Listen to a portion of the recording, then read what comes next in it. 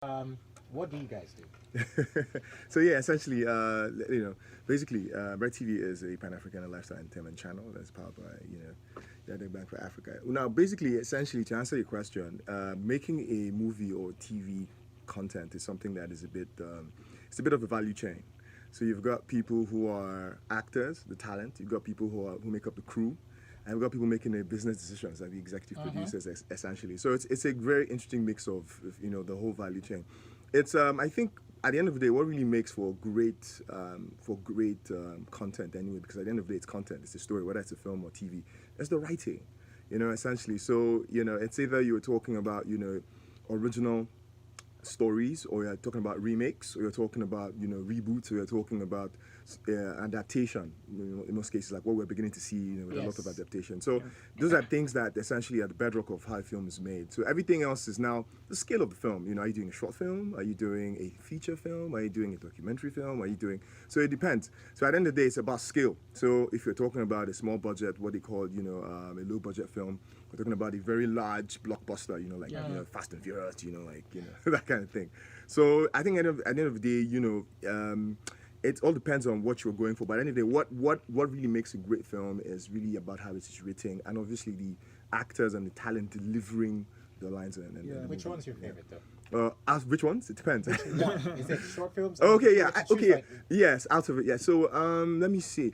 I kind of like I'm a movie head myself, and I've seen so many movies, but I feel that not coming to the other side of being actually behind the scenes and all that, I think short films are really interesting because it gives the director or producer latitude to be experimental and to be very, very free, to create and no holds barred, because you're not looking at Oscar nominations or Golden Globes or things like. They just want to create, they just want to create. And so so if you do, some of the best films made are are not the ones that have been seen by a lot of people. They're short films. Yeah.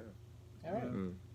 But just a question. Yes. I know you're the creative director for Red TV, so Yes. that means you're in charge of like the creatives and the content that we get to see on Red TV. Yeah. And I know a lot of production houses or a lot of media houses try to shy away from producing their own movies or producing their own TV shows because they don't want to spend as much, and so they're into content acquisition and things like that. Yes. So which do you prefer? But on the other hand, if you're producing your own movie or you're producing your own TV shows, that means you have the creative creative control License. the creative license and control in order to like drive the narrative on how you want the TV show to be, Yes. or what you want the movie to look like. Which do you prefer in terms of content acquisition and actually producing your movie or your own TV shows?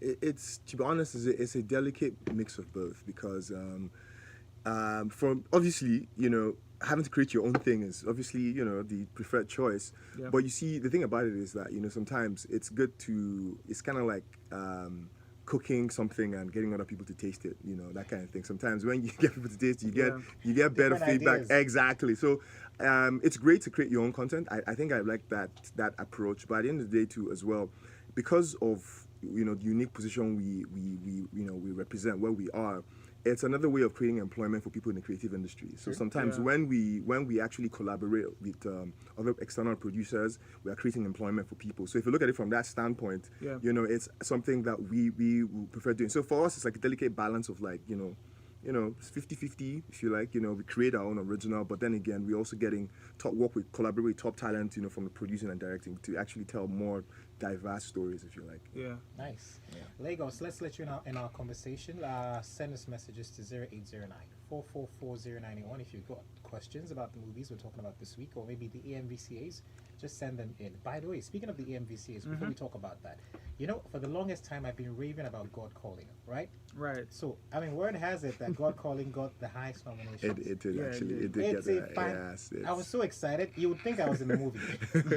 Yeah, and for a faith-based film, it did quite well, to be Yeah. honest. Yeah, it was Very good. Yeah. I mean, it got the highest nominations with 11, but the other movie that also tied it for the most nominations isn't much of a faith-based film. Well, it depends on how you look at it. From Living in Bondage is what I'm talking about. Well, Nuances, the angle, the paradigm in which you look you're at looking it, the from. prism, Yeah. I think that if you look at where Nollywood is coming from in the last 15 years, and see where we're coming from in terms of technical standpoint and cinematography, you see a huge, it's growing in leaps and bounds. Look at like, and shout out to my friend Muhammad Atta, who's nominated for the setup. He was a cinematographer on that. It's really, really inspiring to see pictures, that are really, really great quality. I'm going to say there's a film a lot of people, I guess, didn't see. It's called Sylvia. I saw Sylvia. Yeah. I love it. So it's only movie heads, Sylvia was, I think, for me, one of the best films that had the best sound design. If you know how these things are set up, you would see them in very, very long shots, and you hear crisp sound. Foley, something called Foley, essentially sounds that you put, just pretty much, you have pretty much sound effects. If you're, moving paper, you're moving along the woods, everything was captured in detail, properly shot. And then when I saw the film, I was like, wow, this is really, really a lot of, but because it's not an all-comers movie, that kind of thing. It's but a different type of story. Exactly, so I feel that films like that are beginning to get some sort of credence, apart from the regular bigly, set up comedies that we have. I also feel that, God Calling was something that had a lot of technicalities. Yeah. The VFX was great.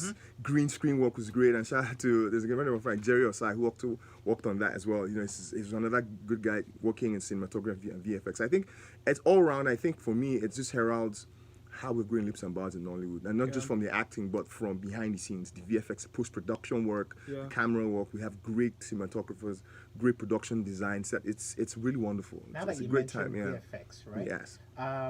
So one of the reasons why we are not really so great with action films is because our VFX, our CGI needs a lot of work. It's.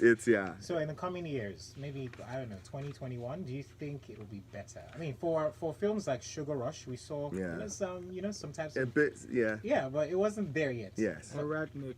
Ratnik. In fact, I was at Comic-Con, Lagos Comic-Con, and we saw an exclusive screening of Ratnik, and I've got to say, it took over 10 years because they started it, and the guy actually took a deep dive to try and understand how those mechanics are done, because it's really tough, because he said something, I remember very clearly. He said, look, what they tried to do with Ratnik when he was speaking to some of his colleagues in VFX school, and they were saying this is the holy grail of Hollywood, these are trade secrets that they don't share with anybody, but he really took a big risk, and it's paying off. Now what is important is a proof of concept. It shows that it can be done if you have the willpower and you're able to get the funding to do it. Because actually they did a GoFundMe, they raised a lot of money. I think, at least over $100,000, to do that film. And I'm saying it's really a huge stepping stone. The fact that there's the will to do it and there's the audience for it, that kind of thing. So I think to answer your question, I feel all it takes really is for collaboration, because people in Hollywood are seeing that there's a lot of potential, a lot of great things that come out of Africa. So what do we need here? We have the willpower, we have the zeal. It's just the talent and the ability to do it, the skill set. Once we get it, that's what it takes. That's what it takes. And we have been talking on this show about how, the digital media and the digital television is not getting enough recognition when it comes to award ceremonies like the AMVCAs and the AFRIMAs and things like that.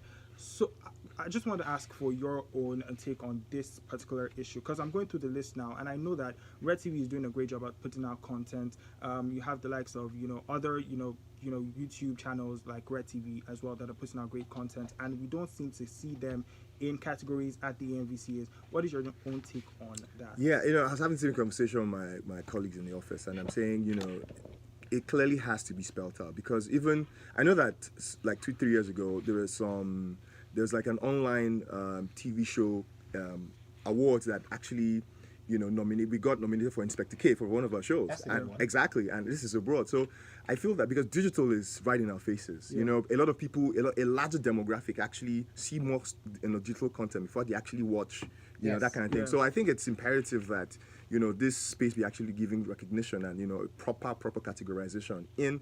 And another thing that confuses me is when you see things like best actor in a TV series and a movie. It's a bit confusing. Exactly. It's actually, it should be TV series then a movie. That kind of thing. There should be a clear distinction, because the same the same direction for movies is not necessarily the same for TV. Exactly. Thank you very much. Yeah. You know what I think? I think they're just trying to hoard the awards. Maybe they can't produce enough, so let's give one to the TV shows and the movies at the same time. Okay, now here's a funny question. Yes. Now, I know you guys produce your content. I mean, it's on YouTube and all Yes, of that. yes. But is there a possibility that it will, at some point in time, make it to platforms like maybe say what, Netflix or maybe Showmax or the rest? Yes, yes. That's the thing for us, because we're looking, to bring the awesomeness we create to a larger audience, and obviously beyond everything else, there's also the possibility to earn revenue. So why not? So the whole thing, again, it's about telling African stories. Telling very unique African stories and bringing it to a larger audience. So yes, there are plans to actually expand it. And to do bigger collaborations with bigger networks, Amazon, what have you. Exactly. That's something we're looking at. We're also looking at situations where we are actually involved in, turning some of our titles into movies, that kind of things, exactly, and bringing them to cinema so people can actually see them and actually enjoy them as well. Yeah. Wow. Nice. But how do you calculate? Sorry. Yes, please go ahead. So how do you calculate the ratings? Because I know that yes. in Nigeria we don't actually have like a Nelson, Nielsen to give us research and numbers, numbers and things like that. But I know that you guys are on the digital space and you're on YouTube, so I'm guessing that you must be able to count. So does that actually determine if a season actually gets renewed or gets another season? Oh yeah, so it's a very, very, very fantastic question, because at the end of the day, big data essentially is what is responsible for if anything exists, to be honest, and I think any smart savvy company who is doing any sort of thing that has regards to masses, you have to use analytics and data. So basically, YouTube pretty much in the back end is data heavy. So you go into one episode of content, you can tell where the people are watching from, the average time and a user spends on content. They can tell you average time is 9 minutes. They can tell where they're watching from in real time. We can tell, for instance, that this content, if 100,000 people watched it, 50,000 men watched it, 60,000 guys watched it, and they were all watching from the UK, the US. It's broken down worldwide. And interestingly to know, a lot of our viewers come from Nigeria, obviously diaspora. A lot of people watch from. Now, interesting. So what happens is that when we're doing the premiere, I usually curate the community and all of the real time feedback, and people will tell you they're watching from Israel. They're watching from Palestine. They're watching from Greece. I mean, so it's amazing. Audience. It's a wide global audience. Like last year, I was at the premiere of a movie, and somebody just took me to meet a bunch of guys who came from America, and they came with their friends. It's a doctor who's living in New York, and he had all his friends here for Christmas, and she said, "Look, man, we love the men's club." He got his friends were like, "Man, look, I have a Caribbean set of friends, and they do not miss your stuff." We have this very REDTV super fan who is in Houston. She's a doctor, and she's always putting on her stories. She will watch it on her big screen, put it on. So this is the kind of real time feedback we get from viewers around the world. So answer your question now. That data already tells us that we're doing something that's great, because we have actually the data to back that up. So that's great. And when something is doing well, the best you can do is just to step it up. Pretty much. Yeah. Ramile Kun reminisce Safaru for King of Boys and Good Pascal Tokodi for Disconnect. Kaide, I just want to, who do you think is actually going to go with the prize? Yes. You know what? I I'm actually going through the wanted list to. right now. I wanted to be Reminisce, right? Why? I mean, just for the longest time, we've been talking about how in Hollywood we see people like, say, Tyrese. He's a singer, he's an actor, Yeah. And we've not seen enough of that. In Nigeria here, I think for the few ones we've seen maybe Vector in a few movies, and then Yeah. but we've not seen enough of. What of Omotola? No. You don't want to go there. I wasn't about you. Singers, right? So I wanted to be Reminisce. Plus his performance in King of Boys was outstanding. Yeah. And that was his first, super. right? It was outstanding. it's great stuff. So it should be him. Yeah. I think it's actually going to be him. I'm actually It's biased. either him or Richard Mofedami during 7, because RMD actually did a good job in that movie. Look too. at that now. How do you pit two of them together? Yeah, that's the true, legend. actually. That's pretty much. Another category to look out for: Best Supporting Actress in a Movie or TV Series. We have Toni Tones in King of Boys, Eukaria Anunobi in The Foreigner's God, Tina Mba in The Setup, Mary Lazarus in Size 12, and Gloria Sarfo in The Picture Perfect 10 years later. We think we know who this is already now. It's Toni Tones, right? Right? Am I the No, absolutely with you, man. I think she she was larger than life in I that haven't movie. seen The Foreigners God. How come it's gotten nominations? I've seen trailer. I've seen Yeah, I've seen the Yeah, trailer. but it's not out It's yet. not It's out not. yet. It's not in the cinemas. It's not. You see my problem with this. You see my problem. Because this same thing happened when the Oscars brought out their nomination. Yeah. You remember 1917? 1917, hadn't come out yet and it yeah. had gotten nomination. So how Yeah. are they getting nominees for movies that we haven't seen Yeah, yet? I just saw that last night. It's insane. It's crazy.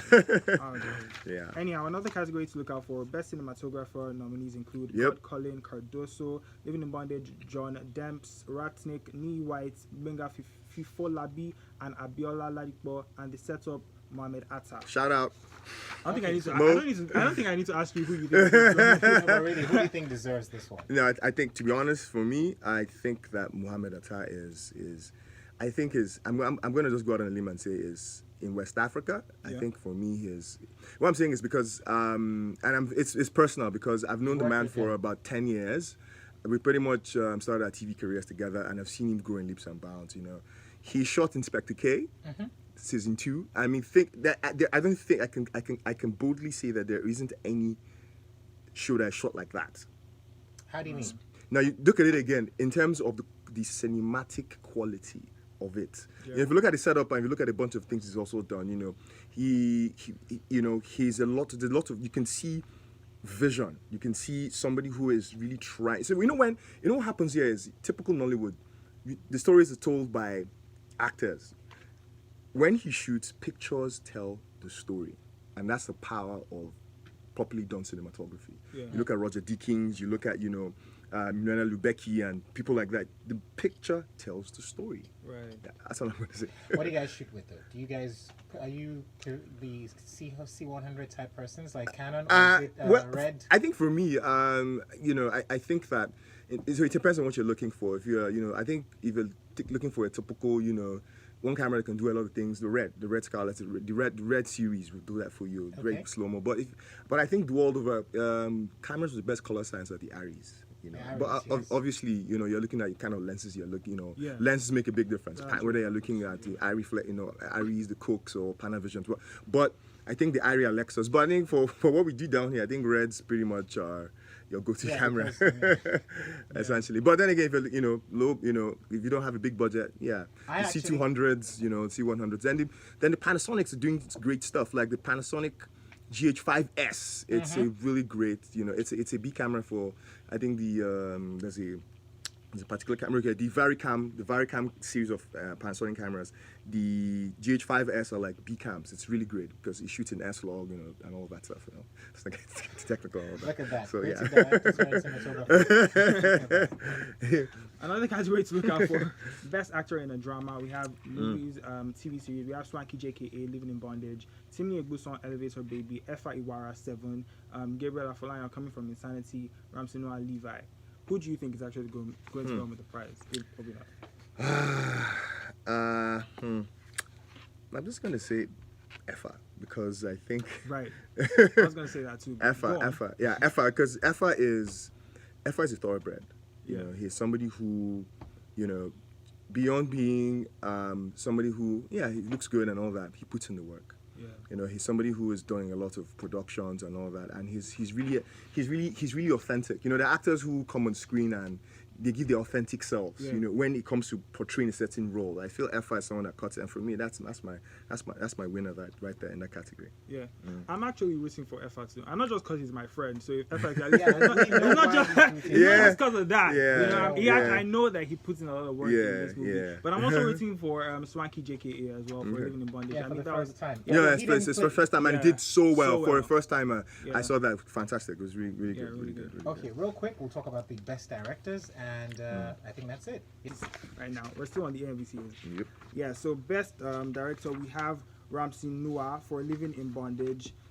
We also have BB Sasore for God Calling. We have Ni Akimolayan for The Setup. We have Kemi Adetiba for King of Boys. We have Dimeji Ajibola for Ratnick. And we have Akin Omotosho for The Ghost and the House of Truth.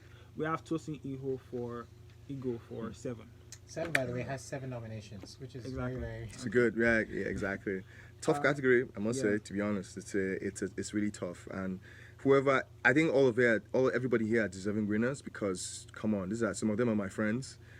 Steve Gugas, wow, he's like a million. If you saw 93 Days, I love it. fantastic stuff. BB, we all know BB. I mean, it's done real great work from I think most of that TV show something 30. Something turned 30. There's About a show. 30. Yes, Nee, of course, Nee, from Chief Daddy, etc. Kemi. Kemi has essentially redefined what it means to be a female director, and an excellent director at that as well. Dimeji, Ajibola, I think he's sort of like a break-in, if you like, somebody who was coming, and so he's wearing two hats. I think VFX, like normally in Nollywood there would be a VFX director and a director, so he's wearing two hats very well. Akio Motosho, I mean. Akin is. That's good calling. Exactly. Well, Yes. Ghost on House of Truth actually. Okay. Yeah, Akin Motosho. If you're very popular with the UK movie scene, he's doing a lot of movies around here. Akin Motosho is quite popular in diaspora. Then Tosin Igo, I know him as well. He's great. He's son of the legendary Peter Igo of NTA of blessed memory and all of that. So, it's a tough one. It's a tough one. It's really tough. Who am I gonna give it to? To be honest, I really can't say, man. I really can't pick on this one. But I'll be rooting for Kemi. Wow.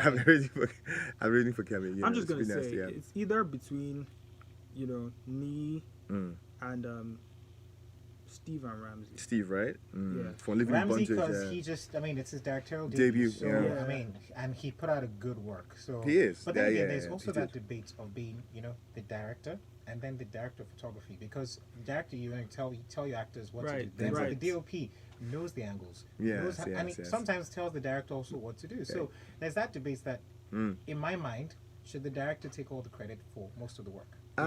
So then again, you see, that's the thing about the industry. The industry should be well categorized. Like if you look at Hollywood's a good, it's a good example to look at. Now, these are two different categories that are very spelled out, and the work they do is actually very, because at the end of the day, the overall, what we see on screen is a result of the director's vision, because that's how he envisioned the film. What the DOP does is essentially to bring that vision to life, using equipment. So at the end of the day, whatever we see on screen, whatever stays with us is how how best the directors interpreted the screenplay. So I didn't, directors, they are the heart and soul of the film, if you like, essentially. So I think we should create categories for DOPs and exactly, pretty much, yeah. That makes sense. Yeah. But who do we think is actually going to go home with the prize for best director? Yeah. You just say something. Wow. I think Sam Mendes for 1917. I'll tell you why. And 1917 is not your regular type of movie. There are a lot of moving parts, right? Now, I've never directed a film, but I can tell you that there was a lot of work that went into that one, and he must have been crazy because there were fight scenes, there were blowing up stuff, going off and things like that. For the Joker, he can just, I don't know how some directors work, but you can say, okay, this is your muse and this is what you should do. For Once Upon a Time in Hollywood, for example, well, that one's actually quite complex. But I think it still goes to 19. Quentin, that's typical. So the thing is, so one thing we do a lot in the office is to just break down a lot of these things and their processes. So 1917 was shot by Roger Deakins was DOP on that film, and it was all shot with natural light. All in natural? All natural light. Now, let me explain this to you, right? If the sun moves at a particular, you have to see it at a particular time of the day, because if it moves, your key light suddenly becomes your backlight, and it changes the picture. So they have to wait exactly at a particular time to shoot every day. And if the sun didn't get to that point, they wouldn't shoot. Now, everything had to be ready. And once the sun hit that spot, they started to move.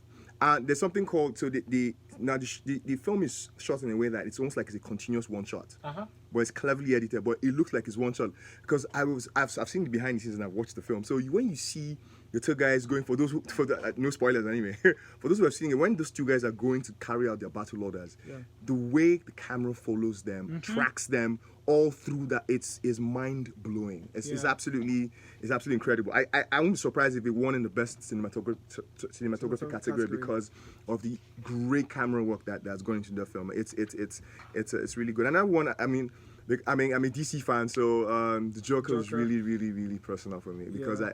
I think that Joaquin Phoenix totally embodied what the real Joker is about Yeah. in its truest, purest form.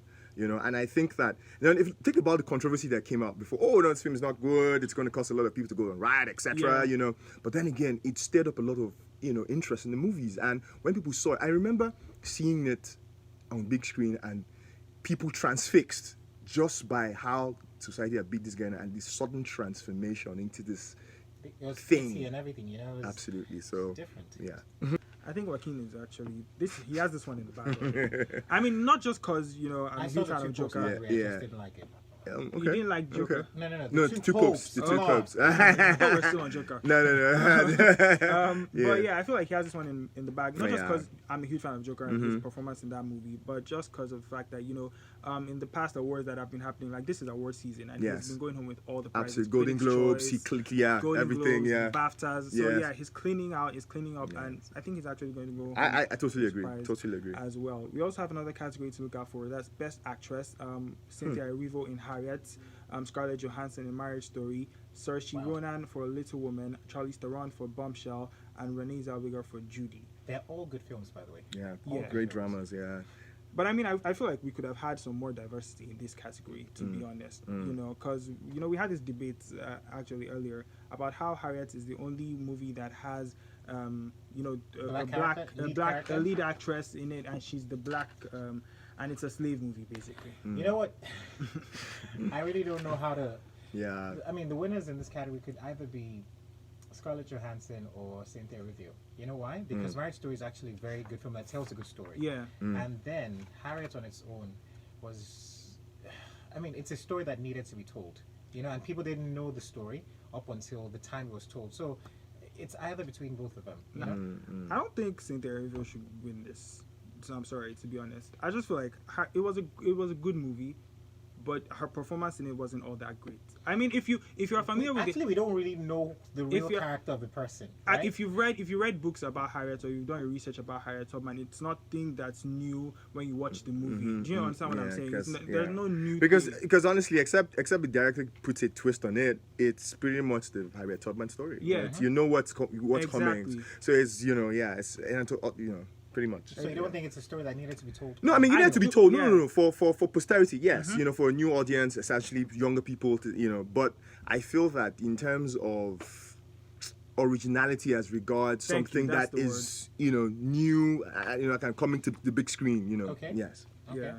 But for me, if I think anybody should actually go home with the prize, I think it's either, like you said, Scarlett Johansson for Marriage Yeah, Story. I love the Marriage Story. Or It tells a true story. Honestly, it's Yeah. real. Before we let Obinna leave the studio, so what should we look out for? I know Systems Madams, I actually really love it, right? It's out there. So what else are we looking forward to seeing? So now everybody's favorite, the Men's Club.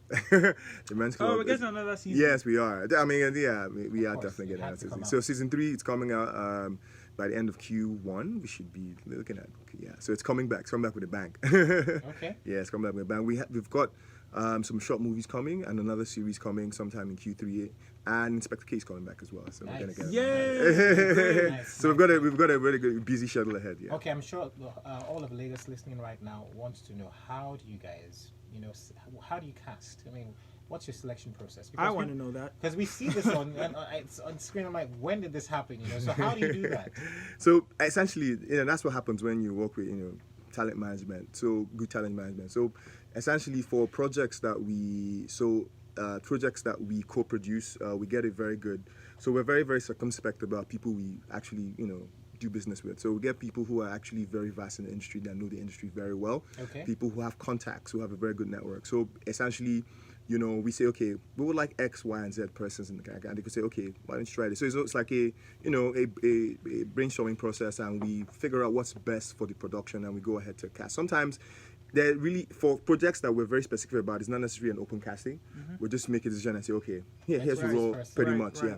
Then for other shows that we do, that we know, and we say, okay, we're calling it general cast, because at the end of the day, we're very sensitive to, there is also what I call screen fatigue, when you've seen too many people, you know, like one Yeah, person and one yeah. person, and, you know. So, Over and again. so Yeah. what we like to do is with some of our other shows is like we actually like to bring people who are fresh, you know, who have talent and who, you know, who have the potential to actually deliver on screen, and we give them a chance, you know, to come up and do, you know, strut their stuff essentially. Yeah. Nice. Well, look forward to the new series coming out. Yes, Also the yes. Men's Club. Thank you and very much. also the short films that you're going to put out there real soon. Yes. Before we let you leave, though, how can the good people of Lagos find you, and what should they look forward to Okay. on social media? All right, cool. So you can find me at OB Talks on Twitter, and also I OB. feel like you talk a lot. Yeah, it's app, right? OB Talks on Twitter and OB Sphere on Instagram as OB Sphere, OBYZSPHRHERE, like Atmosphere, OB Sphere. Okay. Yeah, then also please follow REDTV. Okay. At each REDTV on Instagram, at each REDTV on Twitter and YouTube, www.youtube.com/itsREDTV. Yeah. Nice.